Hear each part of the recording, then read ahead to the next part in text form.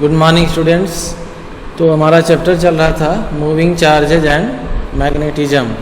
इसमें हमने सोलिनॉइड पढ़ लिया, उसका डेरिवेशन, उसके बाद टॉरॉइड, उसका डेरिवेशन। इसके बाद हमें नेक्स्ट डेरिवेशन करना है force between two parallel current carrying wire, कि अगर दो पैरेलल करंट कैरिंग वायर हों तो उनके बीच फोर्स कितना लगेगा। तो इसको फोर्स फाइंड करने के लिए सबसे पहले हम क्या करेंगे, फिगर ड्रा करेंगे और फिगर के अकॉर्डिंग पता चलेगा कि क्या कितना फोर्स यहाँ पे अप्लाई हो रहा है। तो इसके लिए हमें फोर्स फाइंड करने के लिए दोनों पैरेलल करंट कैरिंग वायर हैं और दोनों कैसे होना चाहिए, स्ट्रेट। तो हम इनफाइनाइट स्ट्रेट वायर का केस कंसीडर करेंगे तो और उसी का रिजल्ट यहाँ पे यूज करेंगे। तो सबसे पहले हम क्या करते हैं, एक पैरेलल लाइन बनाया और मान लिया इसमें जो करंट फ्लो हो रही है वो कितना है, I1 है। I1 करंट कैरिंग वायर है। अब इस करंट कैरिंग वायर का सबसे पहले हमें फील्ड पता होना चाहिए, R डिस्टेंस पर फील्ड कितना होगा। इसके लिए हम लोगों ने पहले पढ़ा हुआ है पीछे। तो ये मान लिया हमने R डिस्टेंस पर कोई पॉइंट P है जहाँ पे हमें फील्ड अगर पहले देखना कितना होगा। जब फील्ड पता चल जाएगा तो फोर्स पता चल जाएगा जो वायर यहाँ से पास होगा। तो सब इसके लिए कि कितना फील्ड होगा इसका पॉइंट P पे, तो इसको फाइंड करने के लिए हमें पीछे जो एक्सप्रेशन पढ़े हैं, magnetic field due to infinite straight wire magnet, तो कितना होता है B = μ0I/2πr। उसी का हमें क्या करना है, यहाँ पे यूज करना है। तो इसके लिए हमें नेक्स्ट आते हैं कि B की वैल्यू कितनी होगी। तो B की वैल्यू फाइंड करने के लिए μ0I1/2πr। अब इसको यहाँ पे हम कंसीडर करें कितना होगा फील्ड, तो μ0I1/2πr। तो अब हम यहाँ पे लिख रहे हैं magnetic field at point P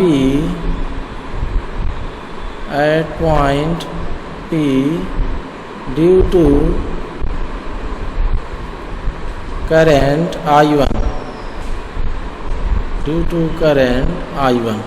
तो इसकी वैल्यू कितनी हो जाएगी, हम I1 करंट है तो इसकी वैल्यू भी लिखेंगे B1 से, μ0 B1 = μ0I1/2πr। तो पॉइंट P पे हमें क्या है, फील्ड पता चल गया। इसका हम डेरिवेशन पहले पढ़े थे। अब जब हमें फील्ड पता चल गया तब क्या है, अब दूसरा एक वायर यहाँ पे रखेंगे और ये देखेंगे कि कितना उस पर फोर्स लग रहा है। तो अब हम इसके क्या है, एक दूसरा नेक्स्ट वायर रखें जिसमें मान लिया करंट कितना फ्लो हो रहा है, I2। कितना करंट फ्लो हो रहा है इसमें, I2 करंट फ्लो हो रहा है। और इसका जो लेंथ कंसीडर कर रहे हैं वो मान लिया हमने कितना है, L है। L लेंथ के वायर जिसमें करंट I2 फ्लो हो रहा है, तो कितना इसमें फोर्स लगेगा ये हमें फाइंड करना है। तो इसके लिए भी हमने कंडीशन पढ़ा हुआ है कि force acting on A current carrying wire, formula क्या होता है, F = ILB। तो उसी का हम क्या करेंगे, यहाँ पे यूज करेंगे। तो फील्ड पता चल गया। अब उसका यूज करने के लिए लिखेंगे यहाँ पे force acting on A current carrying wire acting on A current carrying wire I2। ये जो I2 करंट कैरिंग वायर है इस पर कितना फोर्स लग रहा है। तो इसके लिए हम फार्मूला लिख रहे हैं फोर्स को, तब हम F2 से लिख दे रहे हैं क्योंकि I2 करंट पे फाइंड करना है। तो F2 = ILB फार्मूला होता है। तो यहाँ इसमें कितना करंट है, I2, लेंथ L और मैग्नेटिक फील्ड कितने में रखा हुआ है, B1। तो अब हमें करना क्या, फोर्स की वैल्यू फाइंड करने के लिए B1 की वैल्यू यहाँ रख दें, क्योंकि B1 हम ऊपर निकाले हैं। तो ये कितना हो जाएगा I2 into L into B1। तो B1 कितने फील्ड में रखा हुआ, B1 म्यू नॉट I1 अपान 2 पाई R। अब अगर हम इसको अरेंज कर दें तो ये कितना हो जाएगा, फोर्स की वैल्यू मतलब force acting on current carrying wire I2, तो ये हो जाएगा म्यू नॉट I1 I2 अपान 2 पाई R अपान 2 पाई R इंटू एल अपान 2 पाई R इंटू एल। तो इस तरह से फोर्स हमें फाइंड हो गया कि कितना फोर्स लगेगा करंट कैरिंग वायर पे। अब ये फोर्स की वैल्यू हमें पता चल गई, तो अब हम निकाल सकते हैं यहाँ पे फोर्स पर यूनिट लेंथ कितना होगा। तो अब इसके लिए फोर्स पर यूनिट लेंथ, तो force per unit length find करने के लिए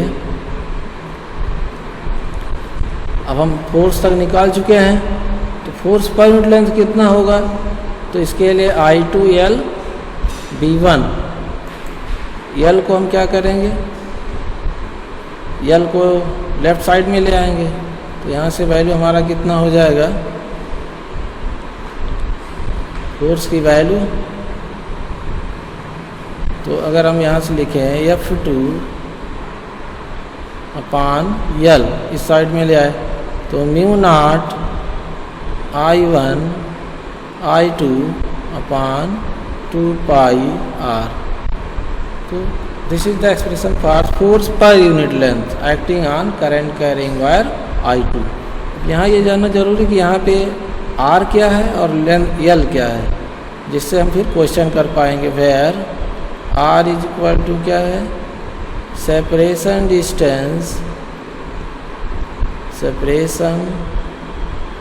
डिस्टेंस